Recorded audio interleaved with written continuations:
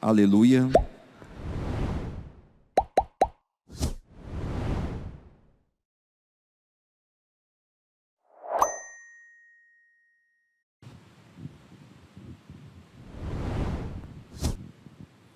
O Senhor esteja convosco.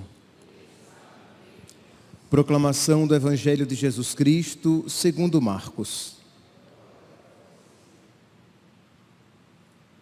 Naquele tempo, Jesus saiu e foi para a região de Tiro e Sidônia. Entrou numa casa e não queria que ninguém soubesse onde ele estava. Mas não conseguiu ficar escondido.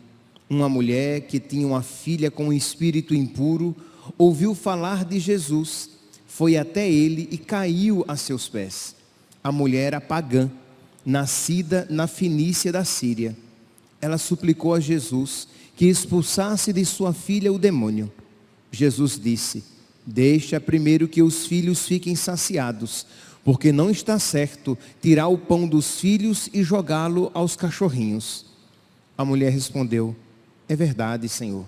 Mas também os cachorrinhos debaixo da mesa comem as migalhas que as crianças deixam cair.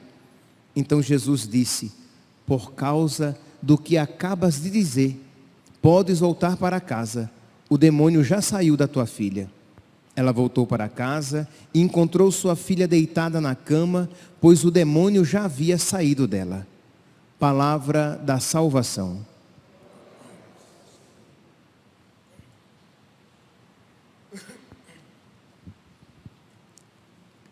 Caríssimos irmãos e irmãs, a primeira leitura de hoje, retirada do primeiro livro dos Reis,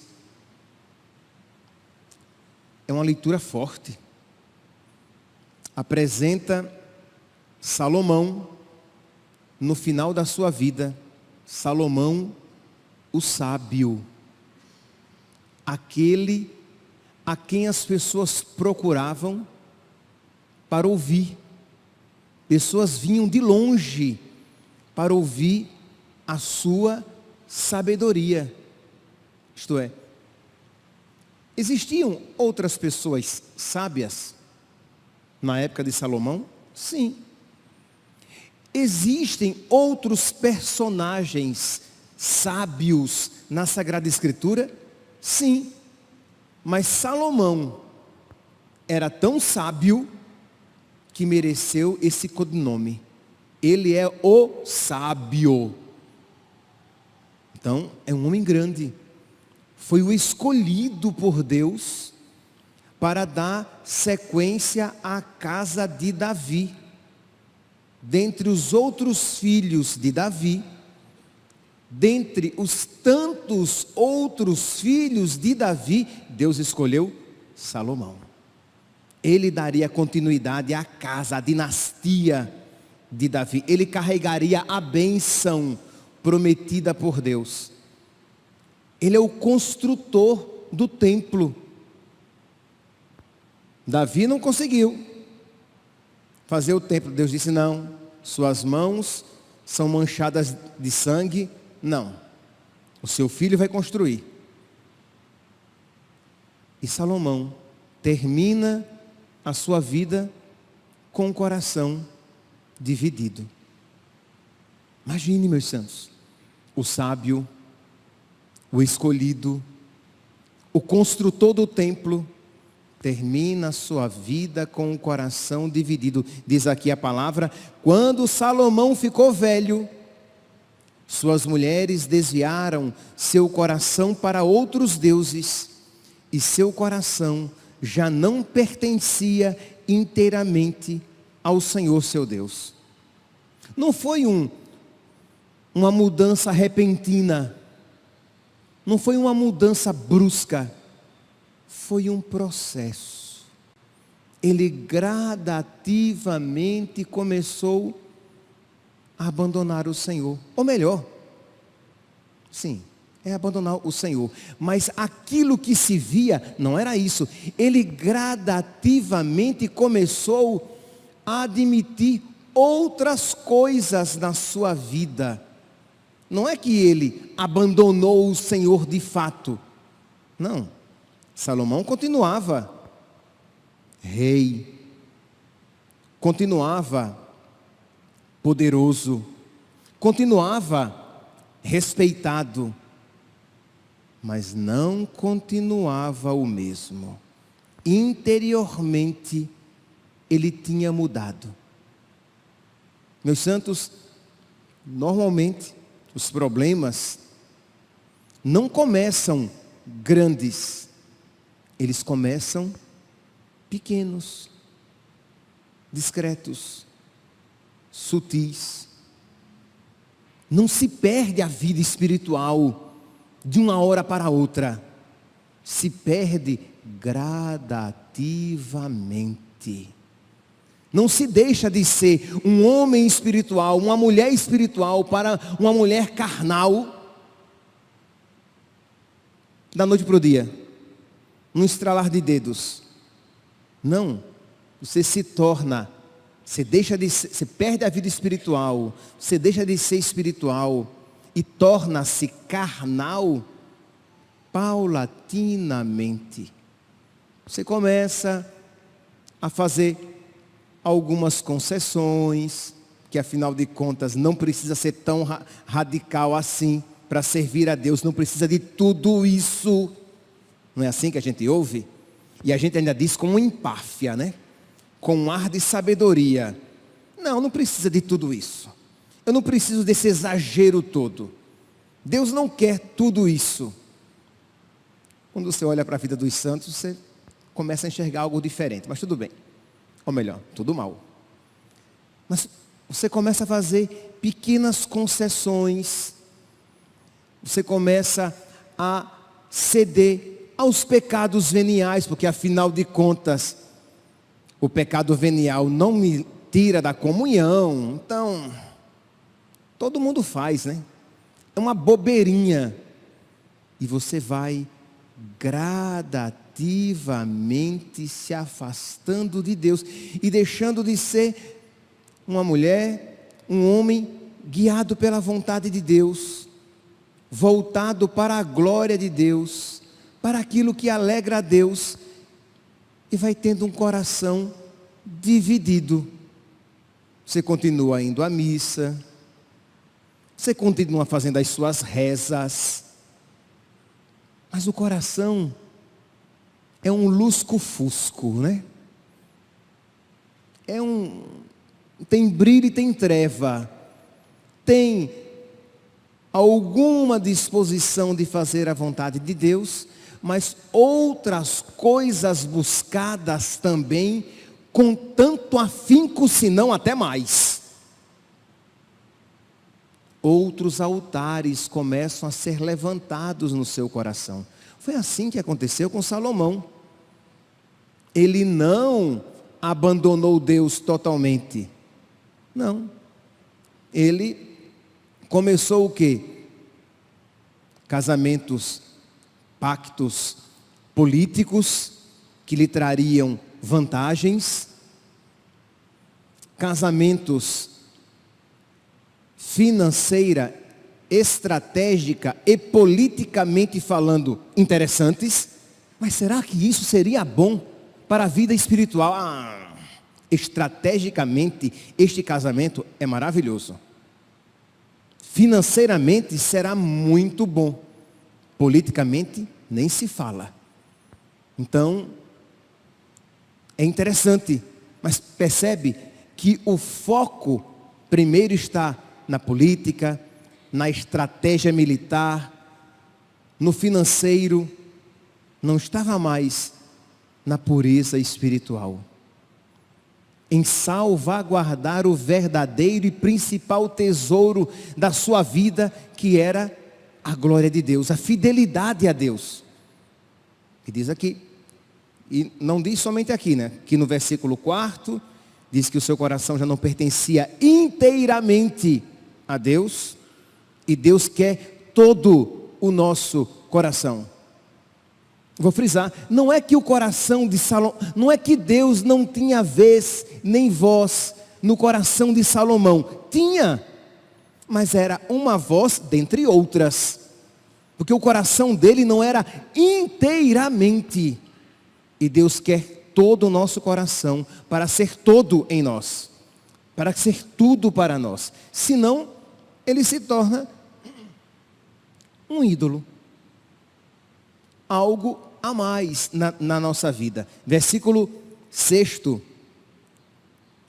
Ele fez o que desagrada ao Senhor. E não lhe foi inteiramente fiel. Começou a construir santuários para os outros ídolos, para agradar as suas esposas, para estar de acordo com os pactos que ele havia feito. Versículo 9.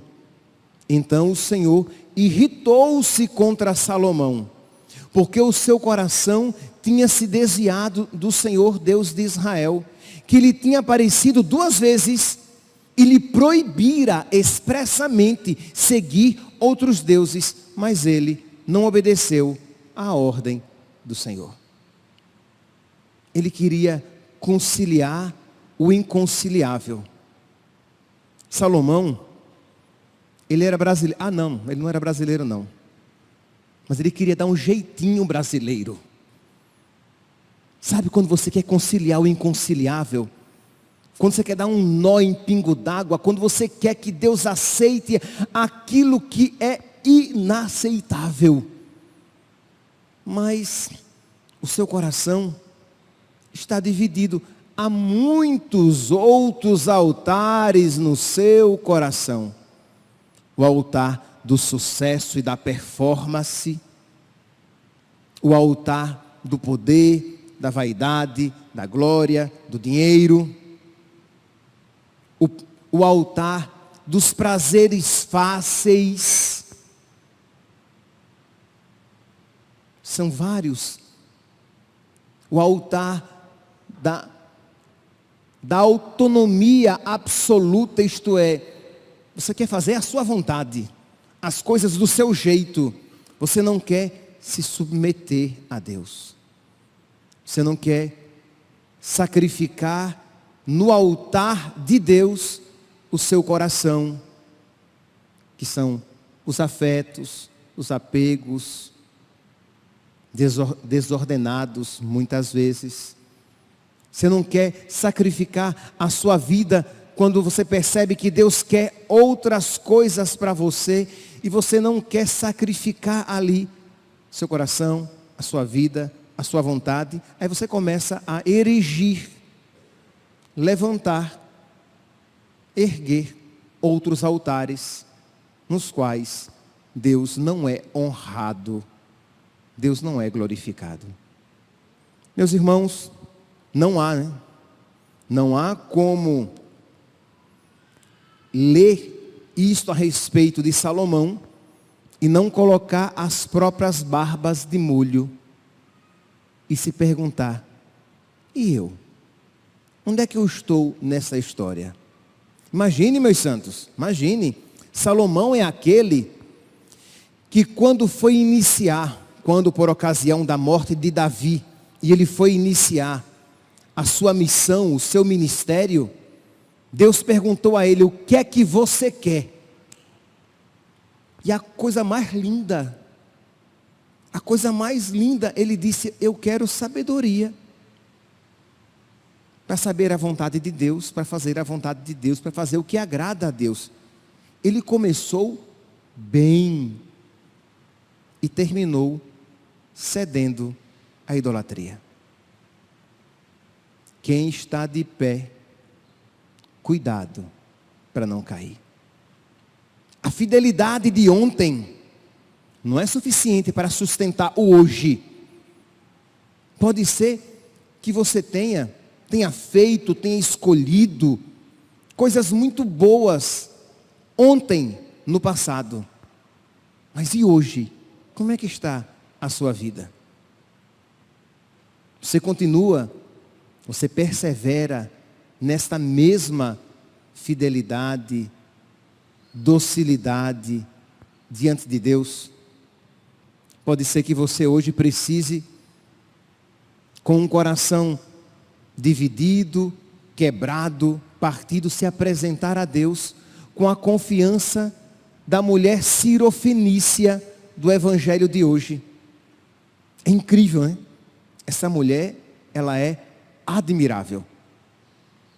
Tudo parecia fadado ao fracasso. Jesus não queria ser encontrado. Diz aqui, já no início. Jesus foi para aquela região de Tiro e Sidônia, entrou numa casa e não queria que ninguém soubesse onde ele estava. Mas não conseguiu ficar escondido. Não queria porque os discípulos precisavam ser formados, precisavam também descansar. Então Jesus estava recluso, não queria ser encontrado.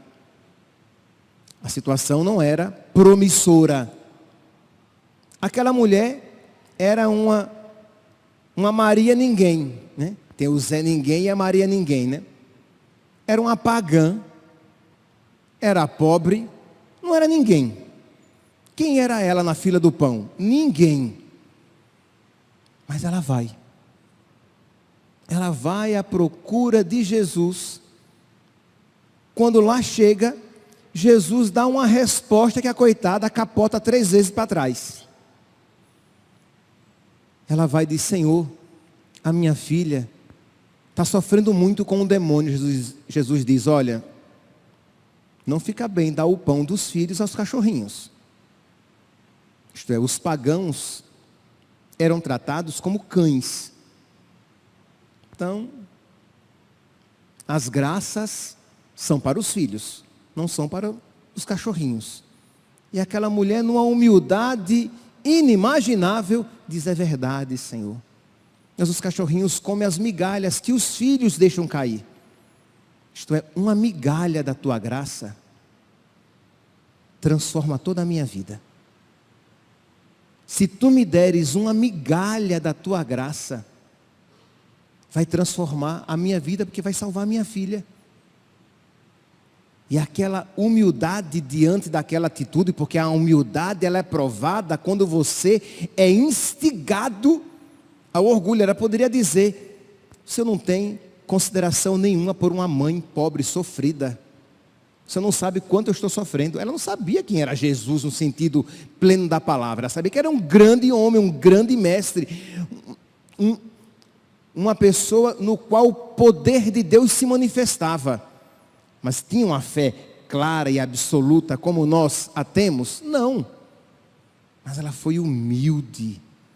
E diante daquela humilhação, ela respondeu, porque primeiramente ela chegou, se colocou aos pés do nosso Senhor, fez aquele pedido. Diante daquela resposta atravessada de nosso Senhor, ela responde com mais humildade ainda e fé. E confiança na misericórdia de Jesus.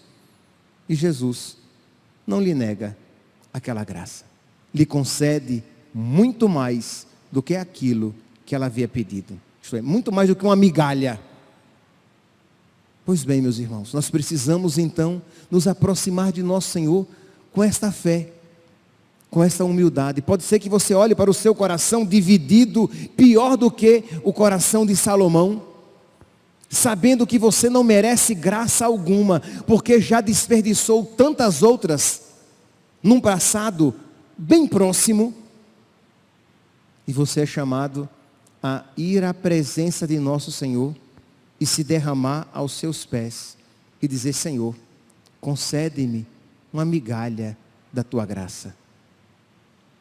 Que a migalha da tua graça, Senhor, reacenda o amor no meu coração. Para que, amando-te de verdade, o meu coração seja indiviso. Para que, amando-te de verdade, para que, crescendo o amor, cresça a fé também. E eu veja, Senhor, quão inúteis, insignificantes e maus são os ídolos que eu tenho adorado na minha vida. São aquelas realidades para as quais eu tenho me voltado na minha vida. São aquelas realidades com as quais eu estou dividindo o meu tempo, me dando um pouco para ti e um pouco para as outras realidades. E Deus quer o seu coração por inteiro.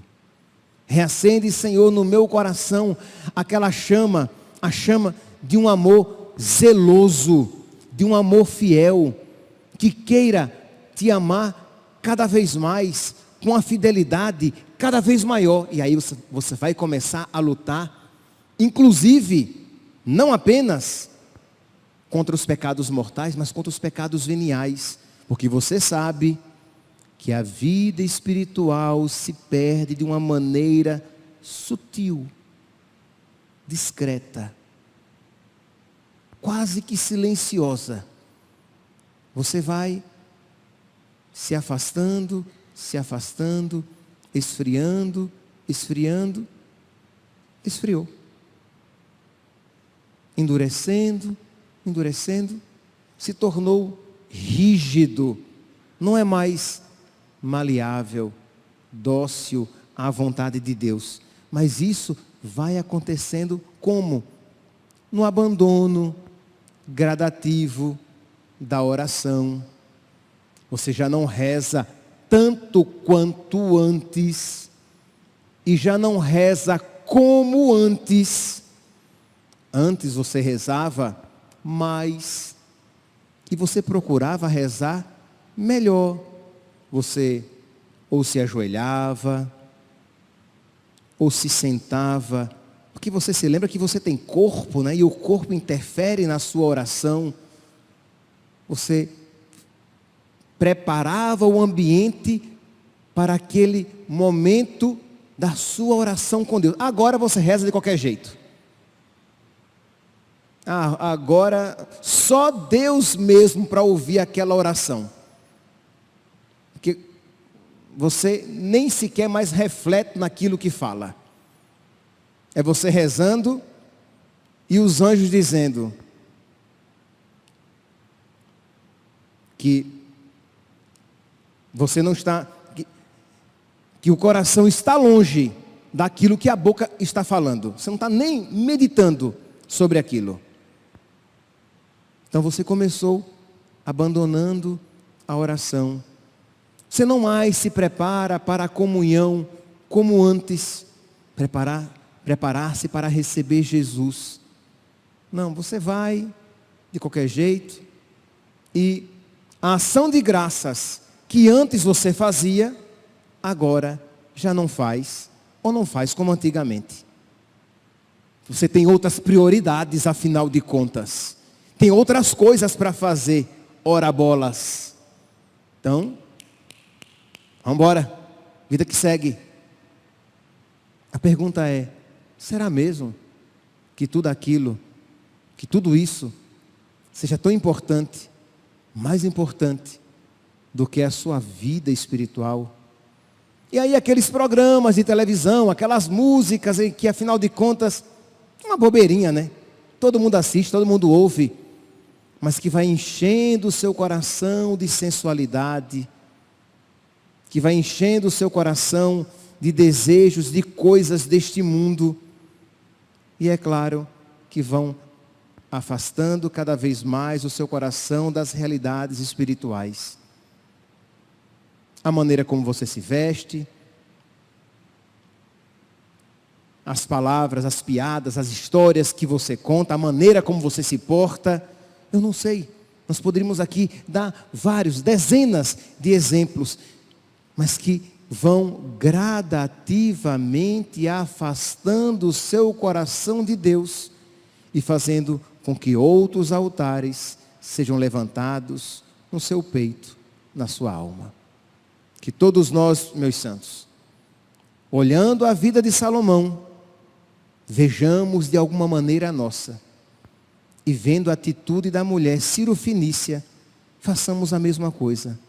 Apresentemo-nos diante de nosso Senhor e supliquemos humildemente uma migalha da sua graça. Louvado seja nosso Senhor Jesus Cristo.